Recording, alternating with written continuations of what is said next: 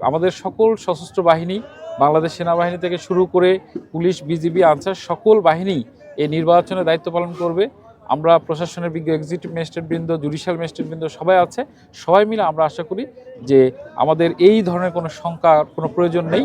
সবাই উৎসবমুখর পরিবেশে সুন্দরভাবে নির্বাচন ভোট প্রয়োগ করে তারা বাড়িতে যাবে।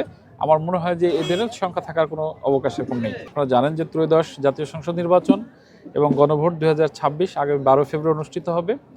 এখানে আপনি যে প্রথম প্রশ্নটি করেছেন যে মোবাইল কোর্ট অর্থাৎ ভ্রাম্যমাণ আদালত যে তারা সক্রিয়তার বিষয়টি বলেছেন, আপনারা ইতিমধ্যে আপনারা দেখেছেন যে আপনাদের উপজেলা সহ বাংলাদেশের সকল জায়গাতেই কিন্তু আমাদের নির্বাচন আচরণবিধি প্রতিপালন করার জন্য বিজ্ঞ এক্সিকিউটিভ ম্যাজিস্ট্রেট নিয়োগ করা হয়েছে। ইতিমধ্যে ভেদরগঞ্জ উপজেলায় 3 জন নির্বাহী ম্যাজিস্ট্রেটকে দায়িত্ব দেওয়া হয়েছে। তারা এই নির্বাচন আচরণ যে এটা যাতে সঠিকভাবে প্রতিপালন করে সেই ব্যাপারে কিন্তু তারা সজাগ রাখছে। প্রতিনিয়তই তারা কিন্তু মুভমেন্টের মধ্যে রয়েছে এবং প্রতীক বরাদ্দের পর দিন থেকে আবার আপনার প্রার্থীরা প্রচারণা শুরু করবে। সেখানে অনেক বিধিনিষেধ রয়েছে, সেগুলো দেখার জন্য ভ্রাম্যমাণ আদালত সক্রিয় থাকবে। আর নির্বাচন কালে আপনারা জানেন যে নির্বাচনের পূর্বে এখানে কিন্তু আরও এক্সিকিউটিভ ম্যাজিস্ট্রেট নিয়োগ করার প্রয়োজন হবে ভোট গ্রহণের দিন থেকে পরবর্তী সময় পর্যন্ত। সেখানে আমাদের জেলা প্রশাসক স্যার অর্থাৎ এই নির্বাচনের রিটার্নিং অফিসার আরও ম্যাজিস্ট্রেট নিয়োগ করবেন, যাতে করে প্রতিটি এলাকায় শান্তি শৃঙ্খলা রক্ষা করা সম্ভব হয় এবং জনগণ যাতে নির্বিঘ্নে ভোট দিতে আসতে পারে সেই পরিবেশটা নিশ্চিত করা হবে একটি বিষয়।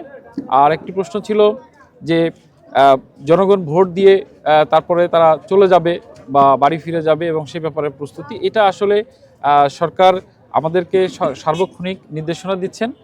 আমরা মনে করি যে আমাদের সকল সশস্ত্র বাহিনী, বাংলাদেশ সেনাবাহিনী থেকে শুরু করে পুলিশ, বিজিবি, আনসার সকল বাহিনী এই নির্বাচনে দায়িত্ব পালন করবে। আমরা প্রশাসনের বিজ্ঞ এক্সিকিউটিভ ম্যাজিস্ট্রেটবৃন্দ, জুডিশিয়াল ম্যাজিস্ট্রেটবৃন্দ সবাই আছে। সবাই মিলে আমরা আশা করি যে আমাদের এই ধরনের কোনো শঙ্কার কোনো প্রয়োজন নেই। সবাই উৎসবমুখর পরিবেশে সুন্দরভাবে নির্বাচন ভোট প্রয়োগ করে তারা বাড়িতে যাবে।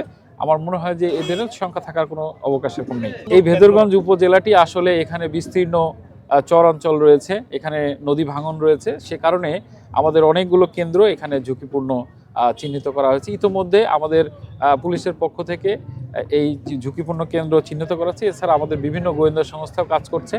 তো এই ঝুঁকিপূর্ণ কেন্দ্রগুলোতে যাতে সুন্দরভাবে নির্বাচন নিতে পারি সেই জন্য আমাদের ব্যাপক প্রস্তুতি রয়েছে। আপনারা আপনাদের উপজেলা নির্বাহী অফিসার যে মত বিনিময় বক্তব্য দিলেন, দেখেছেন যে আমরা সিসিটিভি ক্যামেরার ব্যবস্থা করছি। আমাদের সেখানে ফোর্স ডিপ্লয়মেন্টও ভিন্ন হবে।